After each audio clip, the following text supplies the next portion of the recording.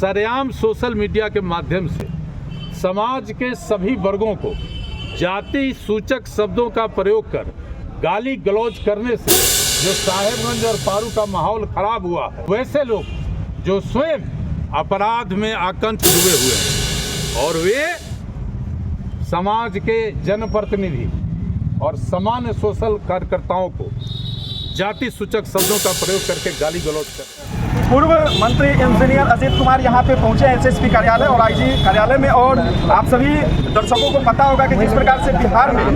एक आपसी विवाद को जिस तरह से राजनीतिक रूप से परोसा जा रहा है और जिस तरह से ये विवाद का कारण बन रहा है, और तमाम तरह से जो भी लोकल पारू थानाध्यक्ष हैं उनका जो इस तरह से एक तरफा जो कार्रवाई की जा रही है, साथ भी जो एसएसपी है राकेश कुमार उनका जो गैर जिम्मेदाराना एक तरफा जो बयान आ रहा है ऊपर वाले के प्रेशर का या जो जैसा भी हो, ये कहीं ना कहीं समाज में एक भ्रम की स्थिति पैदा कर रही है, समाज में गलत संदेश जा रहा है और इसे कहीं ना कहीं एक जातीयता रूप देने की कोशिश की जा रही है। जबकि जो आरोपी हैं तुलसी राय, उनके ऊपर पहले से ही लगभग दर्जनों मामले चल रहे हैं और 3-4 मामले में वो कोर्ट से फरार हैं और उन पे बहुत ही गंभीर मामले चल रहे हैं। आइए आगे इंजीनियर अजीत कुमार ने क्या कहा दिखाते हैं। मुजफ्फरपुर और तिरहुत क्षेत्र के आईजी साहब से मिलने के लिए आए थे।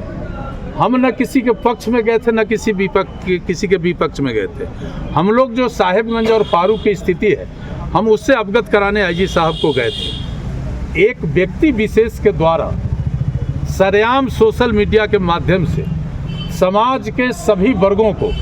जाति सूचक शब्दों का प्रयोग कर गाली गलौज करने से जो साहेबगंज और पारू का माहौल खराब हुआ है, हमने दोनों अधिकारी को इस विषय से अवगत कराया है और दोनों अधिकारियों से आग्रह किया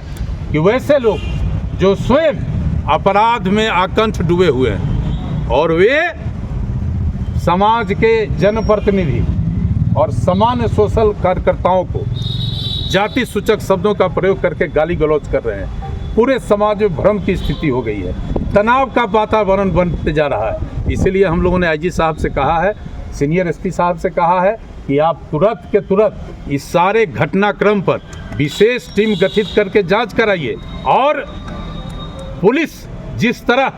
पक्षपातपूर्ण कार्रवाई कर रही है उसको रोकिए और जो दोषी है, जो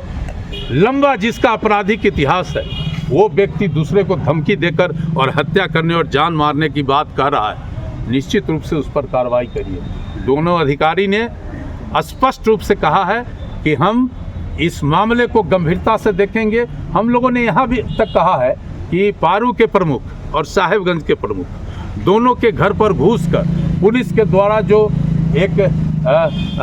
अपराधी के तरह जो व्यवहार किया गया है, महिला है पारू के प्रमुख जो है सो महिला है, वो प्रमुख सामान्य जाति भूमिहार जाति से आती है, साहेबगंज के प्रमुख सामान्य जाति के हैं, उनके यहाँ जाके पुलिसिया कार्रवाई करके उनको प्रताड़ित करने का काम किया है। ये सारे बातों को हमने कहा है और हम लोगों ने स्पष्ट कहा है कि हम कानून में विश्वास करते हैं, हम अधिकारियों पर भरोसा रखते हैं और सत्ता के दबाव में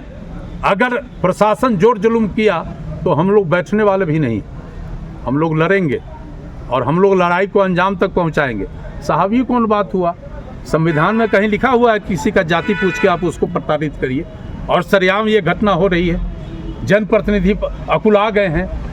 समाज में तनाव का वातावरण बनते जा रहा है। 1990, 95 और 2000 में जो पश्चिम दियारा की स्थिति था, कुछ लोग वो पैदा करना चाहते हैं, तो इसको हम लोग कतई बर्दाश्त नहीं करेंगे और ज़रूरत पड़ा तो आर पार की लड़ाई होगी। अच्छा, क्या कारण है कि 4 केसों में फरार अपराधी, आपको पुलिस अभिरक्षा में किसी पर केस भी करता है, 64 के भी बयान होता है और उसकी गिरफ्तारी नहीं होती है? ये हम लोगों ने सीनियर एसपी साहब को भी बताया है, आईजी साहब को भी बताया है और दोनों अधिकारी ने हम लोगों को कहा है स्पष्ट रूप से कि कानून तोड़ने का हम किसी को अधिकार नहीं दे सकते हैं। अगर कोई कानून के शिकंजा में कसेगा तो वो ए हो या बी हो या सी हो, सबके लिए कानून बराबर है और कार्रवाई करनी। बिना अनुसंधान के जिस प्रकार दबिश दी जा रही है, इसको किस मामले से? तो मैंने इसी चीज़ को लेकर ना पारू और साहेबगंज के सभी प्रमुख आए हैं वरीय पदाधिकारी को बताने अगर कार्रवाई नहीं होती है तो फिर हम लोगों का जो अपना संवैधानिक अधिकार है, गांधीवादी तरीके से हम इसको प्रोटेस्ट करेंगे। एक तकनीक का हमारा दिक्कत हुआ है यहाँ पे और लोग बोलिए।